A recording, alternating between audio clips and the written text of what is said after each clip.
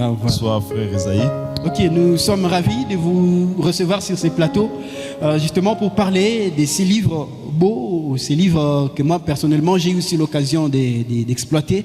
Et j'ai trouvé en tout cas c'est un bon livre pour les enfants de Dieu, pour les chrétiens, tant pour les fidèles de Dieu MJSN que même pour les chrétiens en général. Alors ce soir nous aurons quelques séries de questions à vous poser justement autour de ces livres.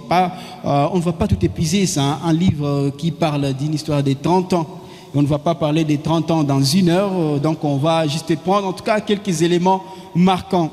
Mais à la première vue, je vois les titres du livre, on l'appelle 30 ans du MJSN, lettre à mon fils Grâce. Tout à l'heure là, quand j'étais en train de vous présenter, j'ai dit que vous avez 5 enfants. Alors je me demande, peut-être parmi les 5, il y a l'un qui s'appelle Grâce. Pourquoi intituler le livre « Lettre à mon fils Grâce » Et on se demande toujours qui est Grâce dont vous parlez dans ces livres. D'abord, avant tout, je voudrais d'abord remercier tout le monde pour avoir répondu présent à ce rendez-vous. Que Dieu vous bénisse. Cela montre l'intérêt qu'a tout le monde à travers, disons, envers la cause de Dieu et plus particulièrement cette vision dans laquelle nous nous trouvons. Merci beaucoup. Merci. À propos de mon fils Grâce, d'abord c'est un personnage imaginaire qu'on a voulu créer pour nous permettre de transmettre le message qu'on voulait transmettre. En réalité, Grâce, c'est toute personne qui a été appelé par Dieu pour le servir dans le cadre de cette vision MJSN. Donc, ça s'adresse à tout le monde. À tout le monde. Merci. Merci beaucoup pour cette réponse. Donc, Grâce, ce n'est pas forcément une personne directe, mais c'est toute personne qui est appelée à servir le Seigneur dans la vision du MJSN. Alors, voilà, comme je disais, ces livres, c'est en tout cas un livre qui a 10 chapitres, on ne va pas peut-être tout exploiter. On parle de beaucoup de choses, on parle des faits miraculeux, on parle des guérisons miracles, on parle de beaucoup de choses. Mais dans la 4e partie du livre, on consacre ça à une période que vous appelez période de turbulence. Je ne sais pas quel entendement on peut avoir par la période de turbulence dans cet épisode-là du parcours des 30 ans du MJSN. Très bien. Ce que nous appelons période de turbulence, d'abord, j'ai remarqué que apparemment cela est arrivé presque dans le parcours de tous les appelés de Dieu. Quand je vois par exemple la vie du prophète Élisée, à un moment donné, il avait aussi été secoué. C'était par exemple avant l'enlèvement de l'homme de Dieu Élie. C'est Élie qui lui disait, reste ici, je dois m'en aller. Ok? Et il sentait qu'il est bousculé. Après, ce sont les fils des prophètes qui lui disaient, nous savons que ton maître sera enlevé, on verra quel sera ton sort. Et ça a été un moment difficile. Je pense également à la vie des apôtres, lorsque ils devaient affronter la passion de notre Seigneur. Après la Pâque, Gethsémane, on vient saisir du Seigneur. Et cette nuit-là, on devait les juger. C'est à cette occasion qu'on est en train de les pointer. On dit, toi Pierre, tu étais aussi avec eux. Donc, ces moments-là de turbulence, ces moments-là de secousses, apparemment, c'est un moment, je m'excuse, apparemment, c'est un moment, je dirais, incontournable dans le parcours de chaque appelé. Et le MJSN également a connu cette étape ou a connu ce moment. D'ailleurs, si j'ai bonne souvenance, c'était à une certaine période où un homme de Dieu nous disait, écoutez, vous vous égayez, vous dites que vous êtes dans une bonne communion, tout va bien, mais laissez-moi vous dire, il y a une phase incontournable par laquelle vous passerez des secousses. Alors, la zone de turbulence, apparemment, c'était aussi cette zone ou cet épisode pendant lequel nous également, on a été secoués de toutes parts. Et vraiment, cela est je dirais, c'est concocté par le séjour des morts ou par le monde spirituel. Parfois, c'est un combat spirituel. je dirais, initiés soit par le monde des ténèbres, parce que peut-être Dieu leur donne cette permission. Vous voyez, dans le cas de Job, c'est Dieu lui-même qui avait permis qu'on puisse le bousculer, qu'on puisse le secouer. Nous également, dans notre parcours, nous avons connu cette étape où on était vraiment bousculé. Et on sentait cela dans la chair, que c'est vraiment une période difficile. Ouais. Donc, la zone de turbulence, c'était aussi notre époque de secousse, notre époque pour être bousculé. Comme Christ disait à Pierre, on t'a demandé pour te vanner, ok, voilà. Pour te cribler comme du froment. Comme du froment. Voilà. Toi, te secouer, te cribler. Et le Seigneur disait, j'ai pris pour toi, pour que lorsque tu seras, quand tu vas t'en sortir, que tu puisses soutenir également les autres. Ok? Voilà, donc c'était aussi une période de secousse pour nous, ce qui n'a pas été facile, sincèrement. Voilà, une période de secousse, une période de turbulence. Et quand vous venez de parler d'ailleurs de Pierre, à un moment, quand Pierre il voit les gens venir se saisir de Jésus, il a tiré son épée pour vouloir se défendre. Je ne sais pas, dans cette période de turbulence, certainement aussi, il y a les gens qui se sont peut-être levés contre la vision du MJCN, qui ont mal parlé de la vision du MJCN. Et d'ailleurs, dans la vie de Goma, à un moment, l'MJCN était réputé comme une église démoniaque. On disait que et quand on voyait tout le monde du MJCN, on pouvait l'attaquer même partout. Alors je me demande, quelle était aussi votre réaction? Est-ce que c'était comme Pierre, vous tirez l'épée pour vous défendre? Quelle était votre réplique face à ceux qui vous taxaient d'une église démoniaque, à ceux qui, en tout cas, mettaient encore une fois de l'huile sur le feu pendant cette période de turbulence? Et là, ma réaction sera vraiment personnelle, donc c'est une réponse personnelle, liée à ma personne. De part, c'est que je connaissais du MJCN. Parce que, en gros, ce que je connaissais du MJCN pour moi, c'était par révélation. Par exemple, si j'étais derrière l'homme de Dieu, il y avait des choses que Dieu m'avait montrées personnellement. J'en ai toujours parlé. Ok? Si. Alors, personnellement, connaissant le fin fond, ou je dirais, comment on dit, les cerveaux moteurs ou les noyaux durs, ok? Connaissant un peu les noyaux durs du MJCN, je savais que c'est par manque de révélation que les gens se comportaient comme ça. Parce que s'ils étaient révélés, ce qu'était le MJCN, ce qu'était le plan de Dieu à travers son outil MJCN, ils ne pouvaient pas se comporter de la sorte. Donc, ma réaction, c'était de dire, si ces gens savaient, vous savez, il y a des choses qui paraissent physiquement, mais il y a la réalité spirituelle de chaque chose. Même le Seigneur, à un moment donné, on l'appelait Belzéboul. Voilà. Quand on voit la vie du roi David, un jour, même Chiméi s'est moqué de lui en disant, mais toi, tu es en train de payer les conséquences de tes actes. Voilà. Ok? Mais il ne connaissait pas ce que cachait David. Ok? Il ne savait pas que cet homme de David, c'est vraiment l'homme selon le cœur de Dieu. Et Dieu prévoyait que le Messie sera descendant de David. Et donc, pour moi, je l'ai dit, c'est vraiment une réponse personnelle, de par ce que je connaissais, eu égard au noyau dur du MJCN. Pour moi, je savais que c'est pas manque de révélation. Ouais, vous savez, c'est Paul qui disait, nous ne marchons pas par la foi, mais nous marchons pas, plutôt nous ne marchons pas par la vue, mais nous marchons par la foi. En réalité, quelqu'un qui connaît Dieu, parfois il doit avoir le temps de se mettre à genoux et de prier. Quand vous avez des flous devant vous, vous devez avoir des temps de dire, Seigneur, qu'est-ce que je suis en train de voir? Et personnellement, c'est ce qui m'aidait. Toutes les fois que je pouvais écouter beaucoup de bruit, je suis humain, ok? je pouvais me dire, mais qu'est-ce qui s'est dit? Plutôt que de me comporter juste comme un rationnel, je me disais que j'ai le temps de prier. Curieusement, quand je priais, j'avais comme impression que Dieu me montrait le contraire de ce que les gens sont en train de clamer. Raison pour laquelle, personnellement, ma réaction, c'est par manque de révélation. Hein? C'est par manque de révélation. C'est comme ça qu'Israël a eu beaucoup de problèmes. Beaucoup de problèmes.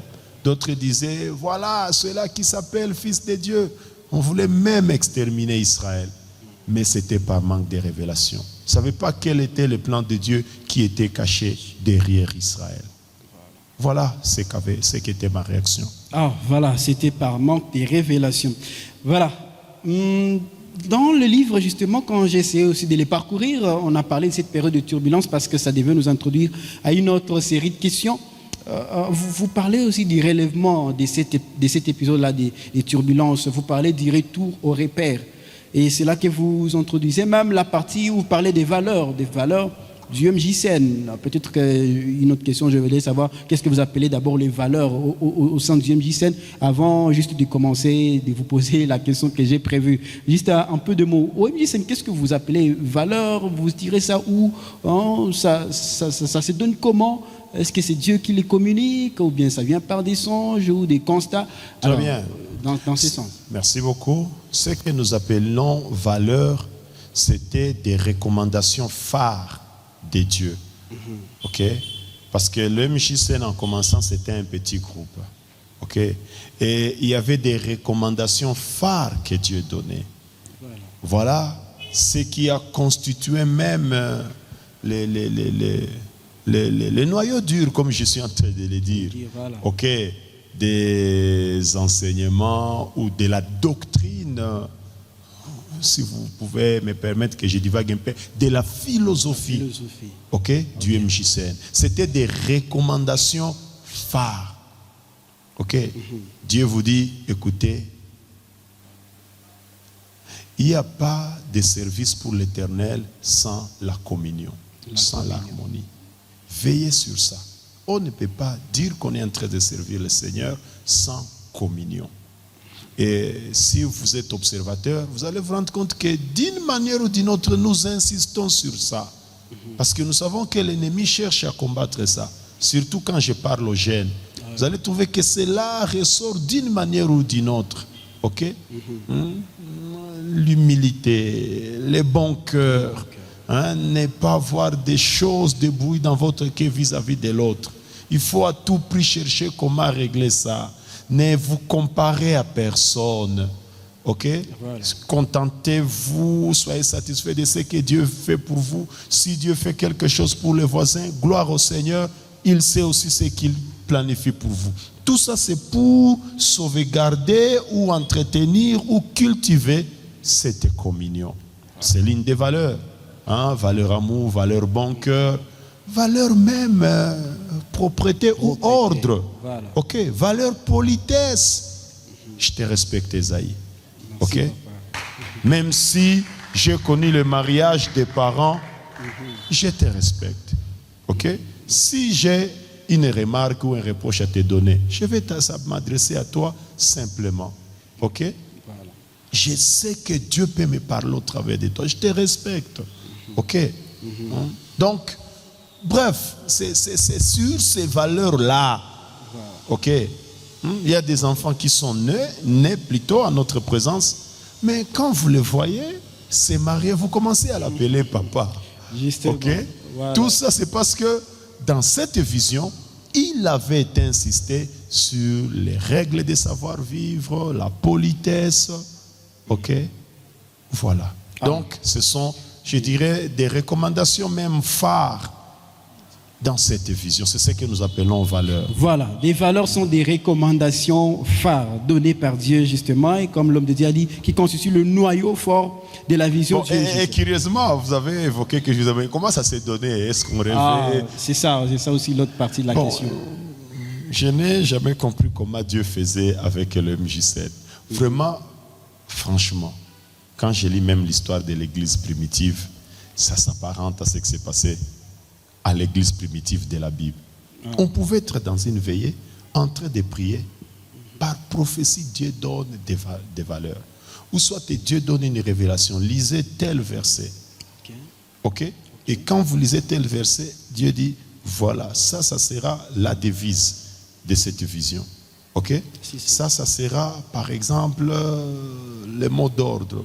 Hein? Le Saint-Esprit a les derniers mots surtout. Dans cette... Donc, voilà comment ça s'est donné. Vraiment par révélation. Ouais. C'était par révélation. Merci. Ah, voilà, vous avez évoqué même une valeur qui constitue ma question suivante. Le Saint-Esprit a les derniers mots sur tout. Et on se demande, on se dit, ça va, le Saint-Esprit a les derniers mots sur tout et nous savons que Dieu parle tantôt d'une manière, tantôt d'une autre. Et il peut parler par des songes, il peut parler par des visions. Ça peut être quelqu'un qui vient avec un message. Un message, c'est un prophète, c'est quelqu'un. Ou bien ça peut être même par une prédication. Alors, la question que l'on se pose toujours, quelle est la voie la plus sûre parmi toutes ces voies pour connaître ce que c'est ça, la décision du Saint-Esprit, hein? Parce qu'on peut arriver que peut-être il y a même une contradiction. J'ai rêvé ceci, mais quelqu'un d'autre vient avec un message qui est contraire, peut-être dans la prédication, alors je ne sais pas. Quelle est la voie la plus sûre par laquelle le Saint-Esprit parle pour savoir que c'est ça, le Saint-Esprit a les derniers mots sur ma vie? Sincèrement, de par ce que j'ai vu au MJCN, sincèrement, et de par mon expérience, deux choses. Deux choses. La chair, la parole de Dieu que vous écoutez à la chair, et les orientations de votre pasteur. Ok. Les deux, sincèrement. Donc on peut avoir des rêves, on peut avoir des messagers, mais... Très bien. Dieu parle tantôt d'une manière, tantôt d'une autre. Ok? Voilà. Parfois, vous pouvez avoir un rêve. Mais parfois, déceler la vraie interprétation de ces rêves.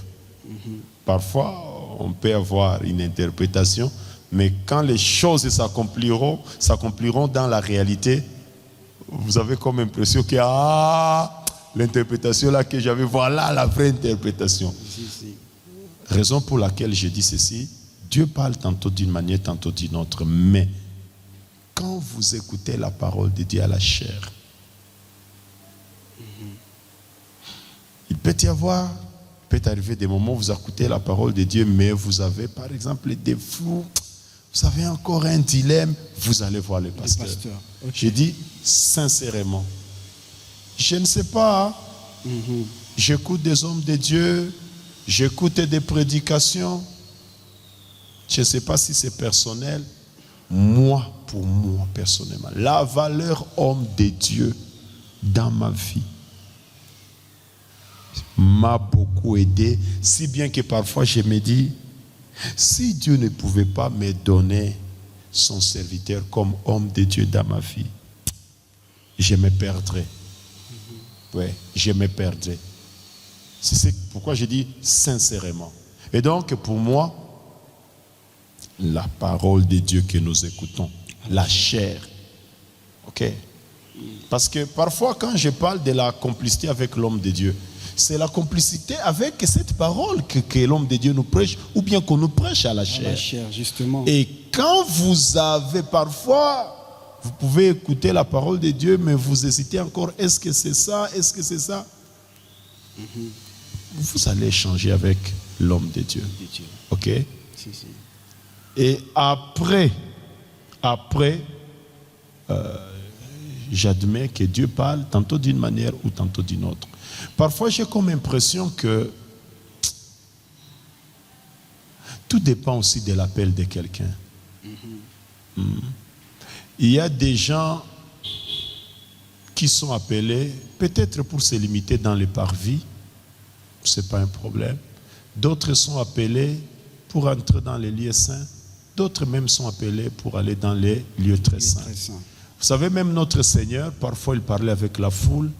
Parfois, il s'est limité au niveau de 12. Parfois, il prenait seulement 3. Okay. Et parfois, il allait même seul. Ce n'est pas que ceux-ci sont privilégiés que ceux-là. Non. Tout dépend de ce que le Seigneur veut faire avec vous. Voilà. Ouais. Souvent, quand le Seigneur veut faire certaines choses de particulier avec vous, vous aurez comme impression que vous êtes comme un esclave. On dirait on ne reconnaît pas votre liberté. Souvent ça traduit un appel. Ok. Oui, ça traduit un appel.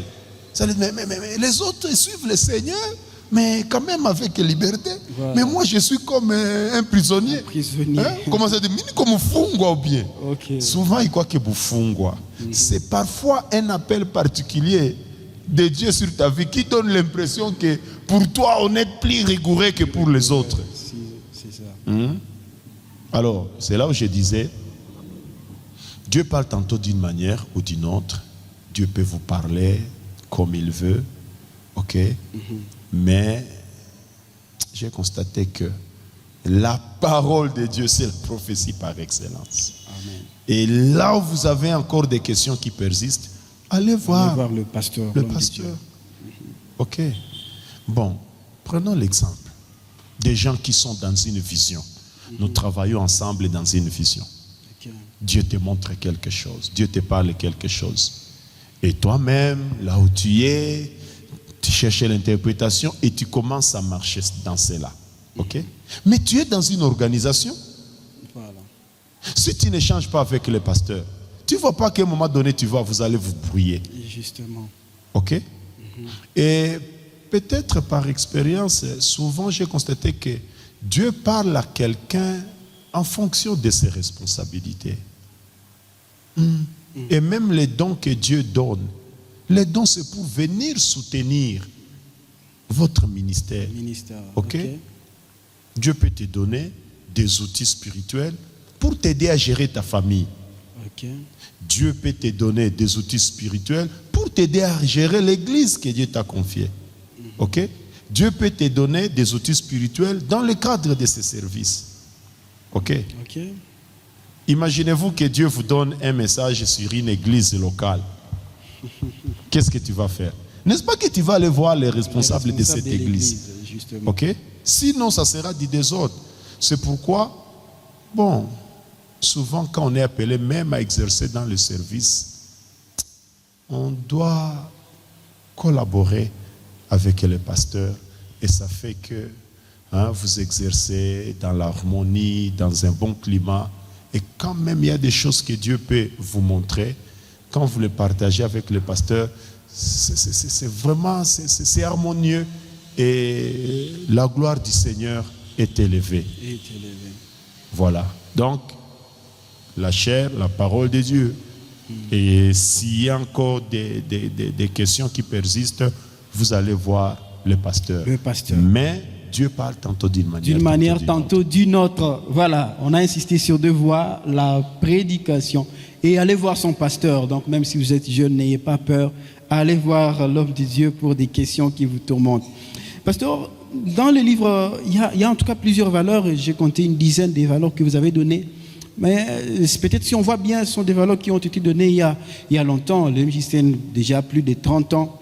Est-ce que ne trouvez-vous pas qu'il y a peut-être des valeurs qu'on pouvait adapter au contexte actuel, ou bien qui n'était possible qu'à l'époque, dans les années 90, là où vous disiez qu'on peut se réveiller à 5 heures, on va au culte, peut-être la sécurité était là. À l'époque, peut-être les gens n'étaient pas appelés à beaucoup de responsabilités déjà avant le temps. Aujourd'hui, les gens doivent travailler. Alors, la question qui est là, est-ce que ces valeurs sont toujours d'actualité ou bien on doit peut-être réajuster ça au contexte actuel pour que ça puisse être possible d'être vécu par la jeunesse surtout? Bon, je ne sais pas si j'ai bien saisi la question, mais je crois que Dieu reste le même hier, aujourd'hui et éternellement. Ok. Parfois, les valeurs que Dieu vous donne peuvent être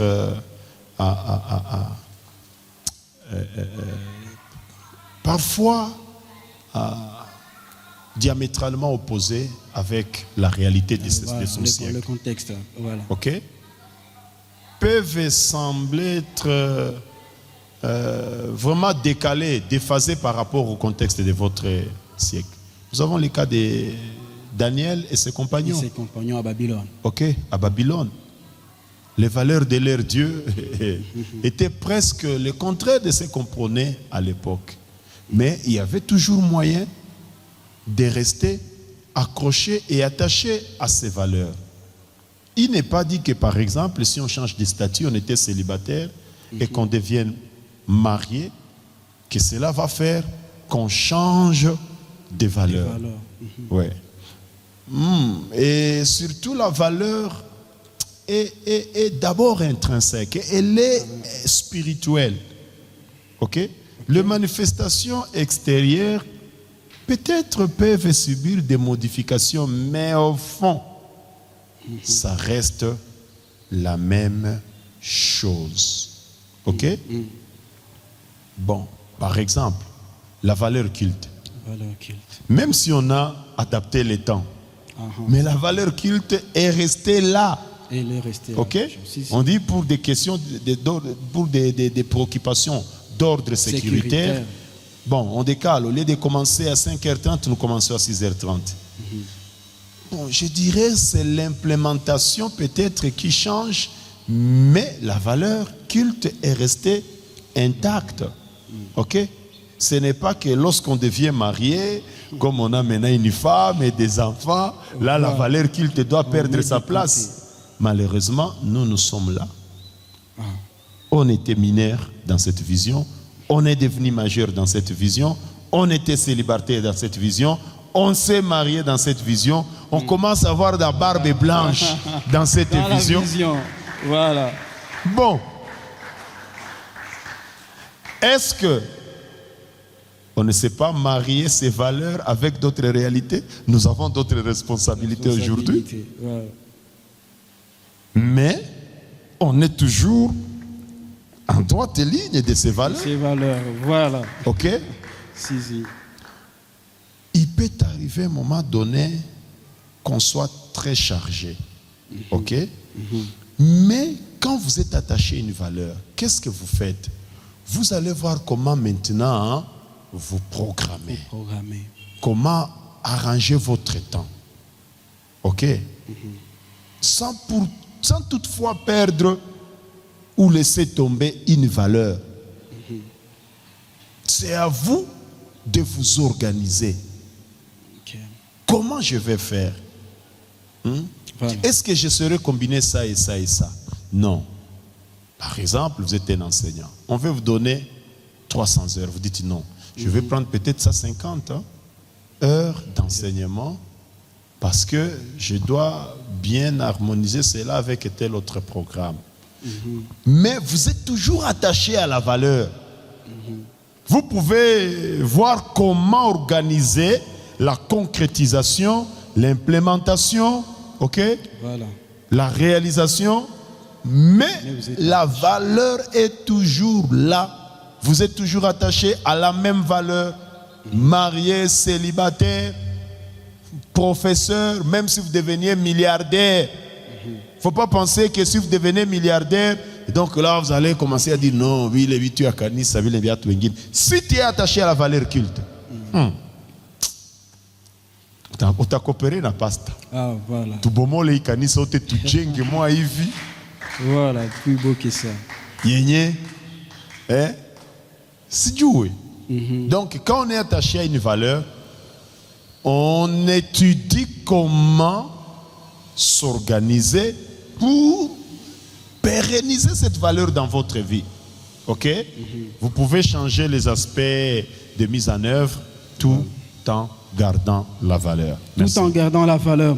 Alors, pasteur, souvent il vous arrive de mettre une crainte sur la génération actuelle. Vous dites que est-ce qu'on trouvera encore des gens qui sont attachés à ces valeurs comme c'était à votre époque?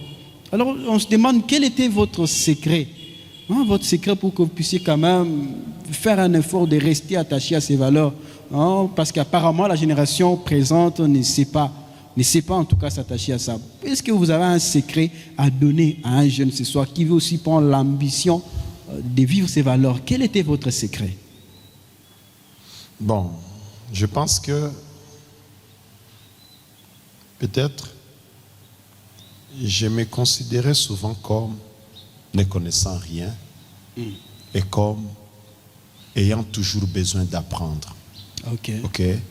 Ça m'avait aidé surtout à côté de mon pasteur.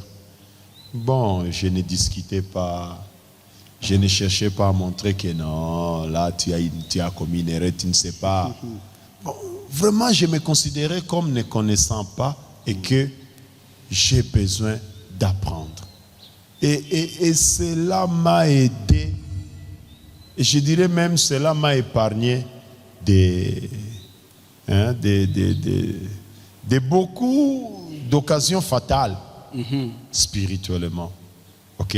Ça veut dire c'était d'abord, s'il faut être simple, l'humilité. L'humilité. Ouais. L'humilité, pas chercher l'humilité d'apparence, mais dans ton cœur, même là où tu es seul, l'humilité. Et je savais que j'ai toujours quelque chose à apprendre de Dieu. Ok? Oui. Et surtout, je ne sais pas si c'est personnel ou c'est comment. L'homme de Dieu, pour moi, j'ai considéré que, je ne sais pas si c'est exagéré, je me considérais comme Aaron et Moïse. Aaron et Moïse. Ouais. Aaron, comme Dieu avait dit à Moïse, sera pour toi comme Dieu et celui-là, tout en sachant que c'est un humain. Mais bon, je me disais, Seigneur, tu m'as donné celui-là, comme il me dit de faire, de marcher comme ceci, ça va, j'y vais comme ça. Donc cette humilité, et n'est jamais se croire connaisseur. Voilà, personnellement, ce qui m'aidait. Voilà, parce que le temps est en train aussi d'avancer. Une autre question que je voulais vous poser, papa. Pierre, à un moment, il marchait avec Jésus, mais il lui a dit, Seigneur, nous t'avons suivi, nous avons tout quitté, qu'est-ce que nous aurons? La question que j'aimerais aussi poser, vous avez commencé à suivre ces dieux et ces valeurs il y a déjà plus de 30 ans.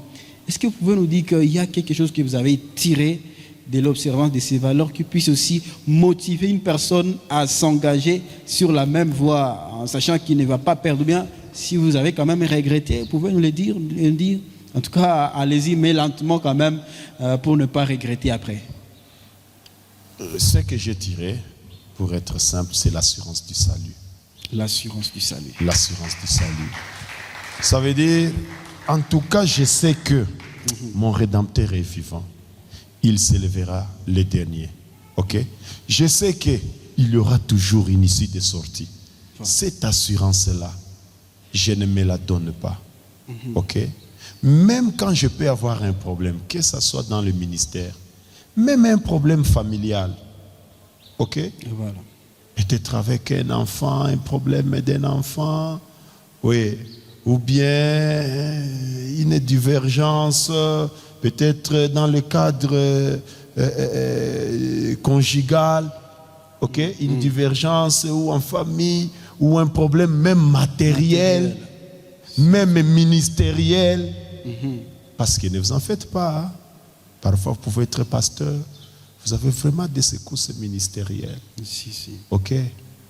Mais je sais une chose. Il y a quelqu'un qui est là. Voilà. Il va nous aider. Il va nous venir au secours. Même par rapport aux problèmes les plus fatals.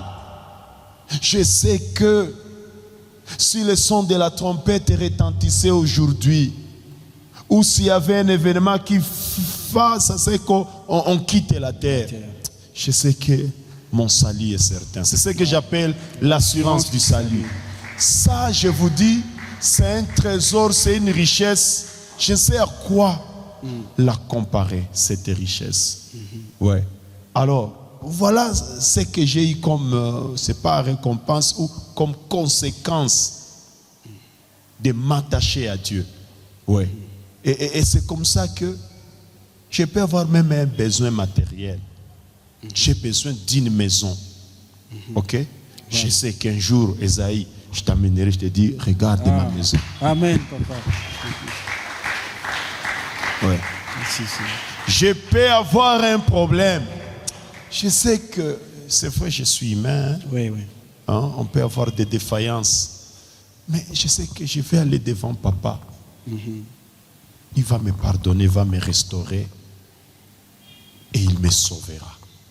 Donc c'est cette assurance du salut qui n'est pas seulement une idée, mais que j'expérimente même dans le concret, que je peux dire comme la grande récompense que j'ai trouvée. Et je peux même, souvent je le dis avec les jeunes, hein, Oui. quand je te vois vraiment aimer le Seigneur de vrai, je ne m'inquiète pas pour toi. Je sais que on ne sait pas comment ça va se passer, mais ça ira mieux.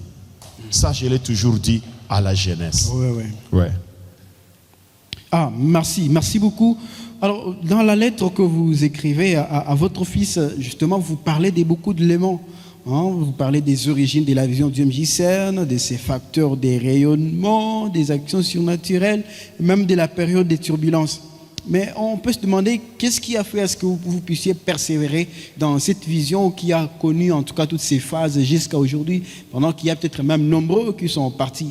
Qu'est-ce qui vous a amené à persévérer jusqu'à aujourd'hui, à continuer à tenir ferme? Bon, d'abord, ça c'est une réalité. Encore une fois, je voudrais être sincère. Bon,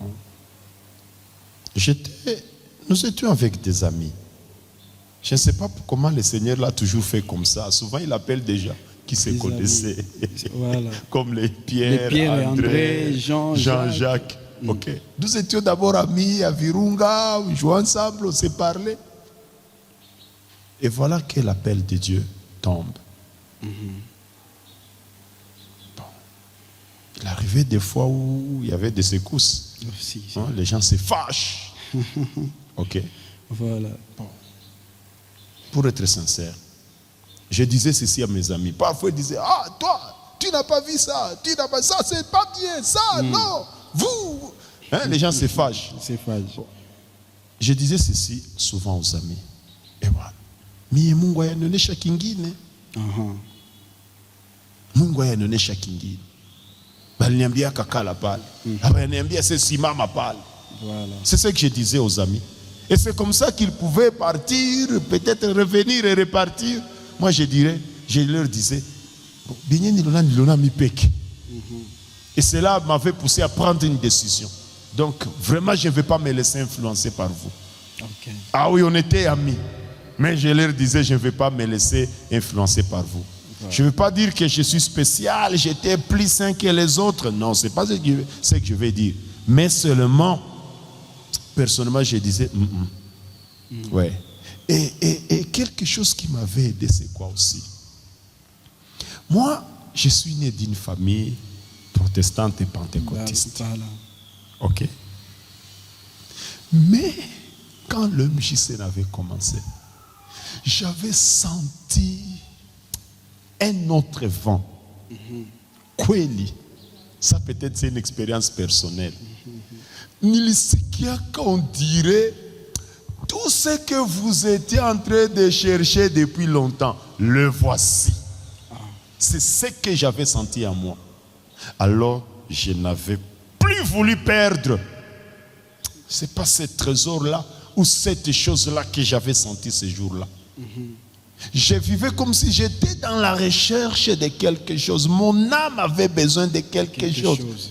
Moi, j'avais déjà gêné avant même le MJCERN. Ah bon? Oui. Tu crois que c'est quoi mon choral et tout? Il y a comme tu vois, tout à funga. Nikafunga siku moya 6-18. Ya shwela katika manake. Ok? Voilà. Donc, j'étais comme si je cherchais quelque chose. Mais ce jour-là, j'avais senti comme si Dieu élimine la pâte. Alors, même si les gens vont dire,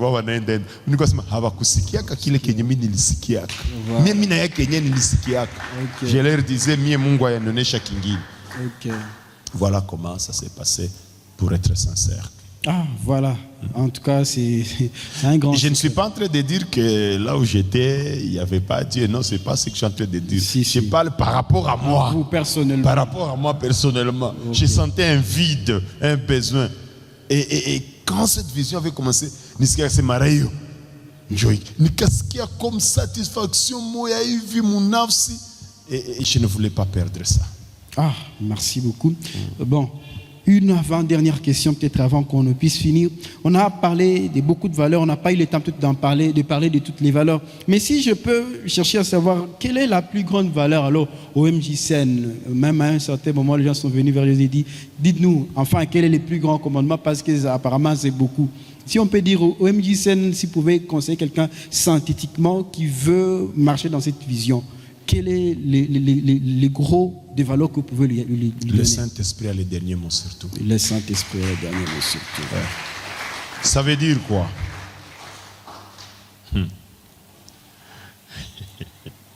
Parfois, moi personnellement, il m'arrive des fois, je prends une grande décision. Je prends une décision. Mais la nuit, Dieu me montre autre chose. En tout cas, je me laisse influencer par ce que Dieu m'a montré. Vous changez ce que vous Je aviez change. Parfois, on ne me comprend pas chez moi. On me dit, ah, je tout l'ilota hivi. Souvenez encore l'ilota hivi, n'enata sema hivi, pas na ville. Voilà. Kweli. Na kwa katanisha kamata décision nasema bon. Natenda nouer par exemple Océano avec telle organisation. Ou je vais faire adhérer le MJCN par exemple dans telle organisation. Et voilà, souvent. Oui.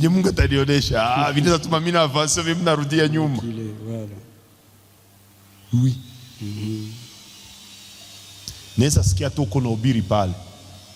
Hauyu atako kona sema na mie. Mais Dieu me parle à travers ce que tu es en train de prêcher là-bas. Kweli ça influence mes décisions. Sitasema mtu, sitaambia mtu, memule mumie. Bile venye nilisiki bina influencer décision. Et je crois que si chacun de nous gardait ça, ça peut aider. Et c'est un grand trésor. Et